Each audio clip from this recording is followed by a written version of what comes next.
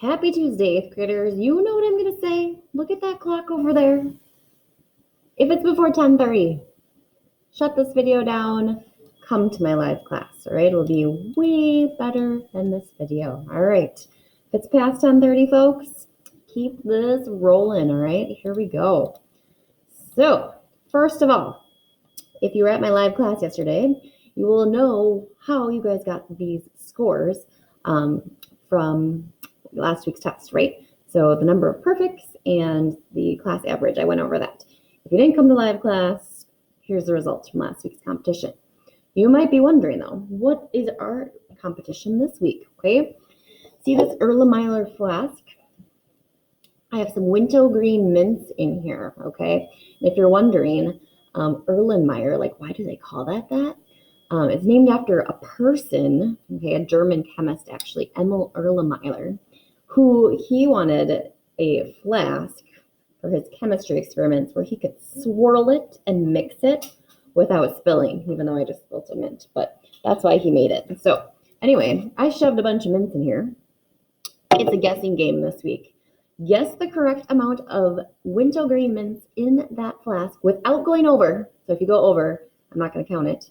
And whoever guesses the team the closest to that number will get the 5 points this week, and we'll go down from there. How are you going to submit your guess? On the Google form that I have attached to this post, okay? So it's kind of an optional part of this assignment, but if you want to participate, okay, your guess is as good as anyone else's. You could actually help your team. So I'm going to show you what the form looks like. Basically, put your first name in, put your last name in, hour, so I can sort it, and then tell me a number. How many mints do you think are in there? Best part of this competition, when you guys come in February 16th on Monday, the class who person actually guessed the closest to, I will share my mints with you guys, okay? So you will actually get the mints during class to eat as well. So kind of a double win-win. So good luck to you. Feel free to participate on that one. All right, so back to this. All right, Google form, moving on. Today, I'm going to give you some notes on physical versus chemical changes, okay? So remember, this is kind of like a review of some information you learned in 6th grade. And the reason we review it in 8th grade is because a lot of geological features have to do with chemical and physical changes. So kind of reviewing what those are helps us learn those geological processes. So, same learning target as yesterday. Okay, I want you to be able to explain the difference between a physical and chemical change. Okay, I'm hoping you are starting to be able to do that after watching yesterday's Unpuzzled. So to begin this class with, I want you to actually do a do now. Okay, remember I'm going to collect these at the end of the trimester. So wherever you're keeping your questions and your vocab, get that sheet out right now. Pause the video and write down the question. What is the difference between a chemical and physical change? Hopefully, you're able to tell me something like this. With chemical changes, you get a new substance, meaning the atoms have been completely rearranged and you get a new substance or molecule. Whereas physical changes, you don't. It just changes its form or appearance. Okay, so that's kind of the main difference. Chemical change, you get something new. Physical change, you're just changing the look of it. Okay, still the same matter though. And that happens at the atomic level. All right, so make sure you write that down in your answer. Again, in about 5 weeks, I'll be collecting these for points. I always say they're kind of easy peasy points. So make sure you get that one for sure. Just to review physical and chemical changes, I'm going to show you a quick brain pop to get that in you. And then I'm going to give you the notes that you will need for today's lesson. So for your viewing pleasure, here we go. A little Tim and Moby for you.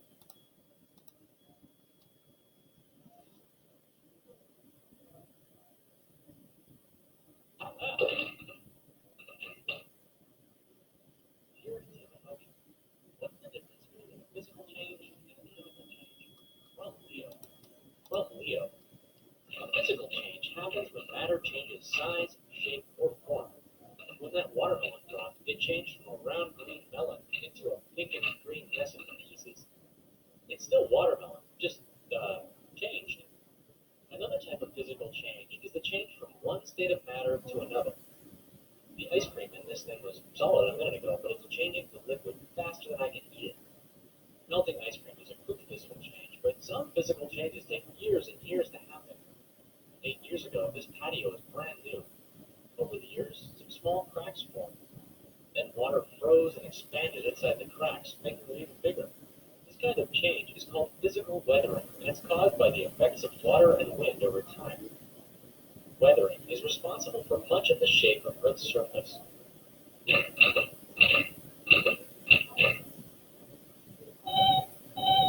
That must be left over from my cousin Freddie's visit. Rusty metal is actually an example of a chemical change. Iron in the metal reacts with oxygen in the air, forming a third substance that we call rust. You know a chemical change has occurred when the substances that make up an object have been changed into other substances. When sodium metal and chlorine gas come in contact with each other, they react, and the result is salt. You wouldn't want to eat sodium or chlorine on their own. Both are very poisonous, but the salt crystals produced by this chemical reaction are found in every kitchen. Right, Moby, you can't always see chemical reactions. In fact, chemical reactions happen inside of you every day. When food enters your body, it's broken apart by your teeth, as a physical change, by the way.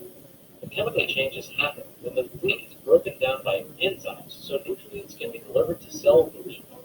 You know that a chemical change has happened because your energy level increases in the hour or so after you eat. Well, guess I'm getting hungry. No thank you. No, actually I was mistaken. I'm not really hungry at all. All right, of course, you gotta love Tim and Moby. They do a good job just kind of reinforcing that. So remember, those physical changes, you have that same substance, could be like a change in state, so like solid to liquid, that sort of thing, or a change in form, some cracks in the sidewalk. Chemical change, you're actually having that chemical reaction, getting something new, all right? So to kind of reinforce that, you are going to need a sheet of paper, okay? So kind of like we took notes during our rock cycle unit, you're going to be taking some notes during this short unit, and you're going to make a T-chart today. So take your sheet of paper, split it into, make a T, one side write the word physical, the other side write the word chemical. And I have 3 questions for you, so copy these down. Number 1, you're going to define physical change, and then you're going to define chemical change. Number 2, you're going to list 3 types of evidence to support the change.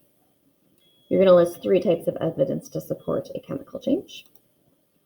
You're going to give 3 examples of a physical change and 3 examples of a chemical change. Where are you going to get this information, Ms. Lichtenberg? What?